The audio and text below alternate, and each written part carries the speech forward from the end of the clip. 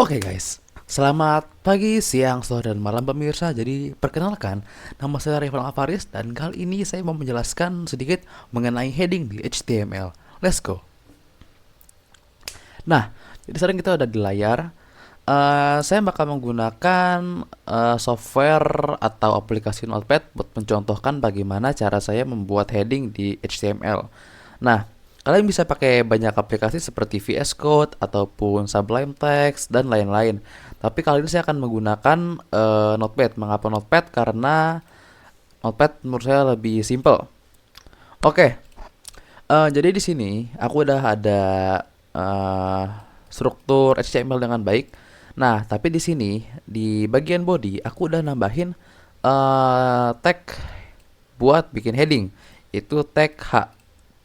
Nah, di sini aku udah bikin 6 hierarki buat headingnya. Di sini aku ada bikin 6. Jadi kalau misal kita buka di browser, hasilnya bakal jadi seperti ini. Nah, ya.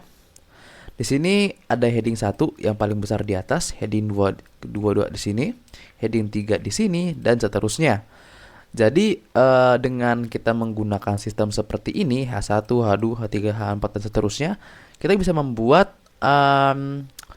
hierarki heading di HTML. Biar apa? Biar kita tahu mana yang lebih utama, seperti itulah singkatnya. Dan ini tuh use case-nya berbeda-beda tergantung kebutuhan kalian. Dan ini bisa saya ganti juga seperti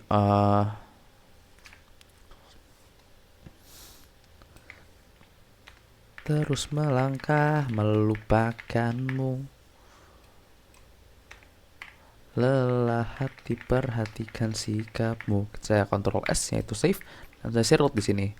Tada, headingnya sudah berubah menjadi lirik Peter Pan atau Noah, guys. Oke, terima kasih atas perhatiannya.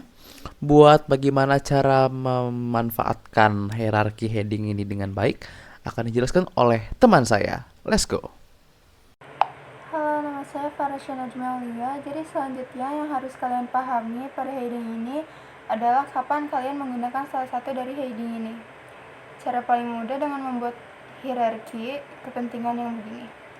Jadi misalnya kalian ingin membuat headline sebuah halaman atau membuat judul pada artikel di blog Anda, itu kalian bisa menggunakan H1 karena menurutku itu adalah elemen paling penting di dalam halaman kalian.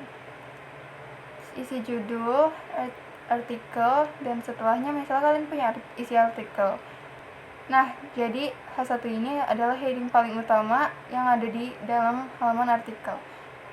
Mungkin di dalam artikel ini kalian bisa mempunyai subjudul. Nah, kalian bisa punya H2. Ini subjudul kalau kalian bisa punya subbodinya. Jadi seharusnya H1 ini adalah judul paling penting yang ada di dalam sebuah halaman. Analogi lain yang bisa aku kasih adalah ketika kita membuat artikel ilmiah atau laporan, di mana di situ kalian bisa menulis Anda bab 1, bab 2 dan 3. Judul bab itu kalian bisa nganggap sebagai H1 dan sumpah misalnya 1.1 itu bisa kalian ganti sebagai H2.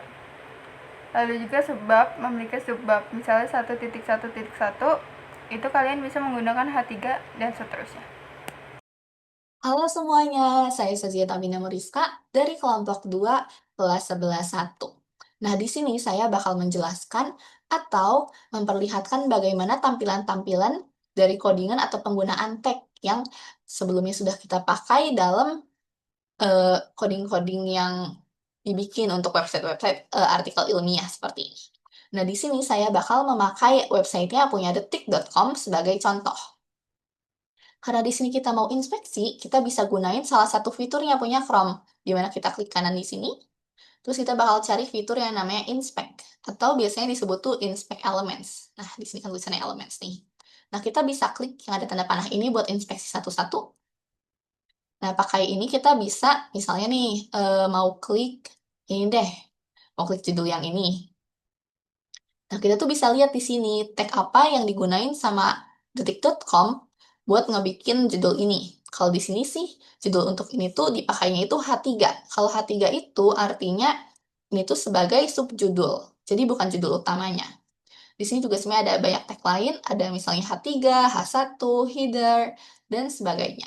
Nah, kalau misalnya H1 seperti apa, atau subjudul itu seperti apa? Misalnya nih, kita mau klik yang ini. Kan ini di sini pindah halaman ya. Di sini pindah halaman, nah kita bisa cek lagi nih, apakah yang ini tuh berubah menjadi H1 atau tetap H3. Kalau diklik ini, karena sudah jadi halaman baru, berarti di halaman ini, judul ini tuh berubah menjadi H1. Di sini kan ada H1, yang berarti judul itu udah menjadi judul utama, dan bukan lagi jadi subjudul atau H3, gitu. Sisanya kita bisa lihat kembali, di sini juga ada tag HTML, tag head, tag body, dan sebagainya.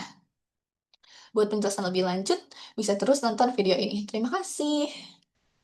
Dari artikel cerita ini dan kita masuk ke halaman dari artikel tadi sekarang yang sudah kita lihat, halaman ini mungkin sekarang judul yang tadinya H3, kalau kita sekarang lihat ini dia berubah menjadi H1 ya, karena di halaman ini sepertinya judul ini adalah judul yang paling penting dibanding judul-judul yang lainnya ya. Mungkin karena itulah bagaimana cara kita membuat sebuah hierarki kepentingan dalam sebuah halaman, dan kalian bisa coba gunakan H1, H2 sampai H6.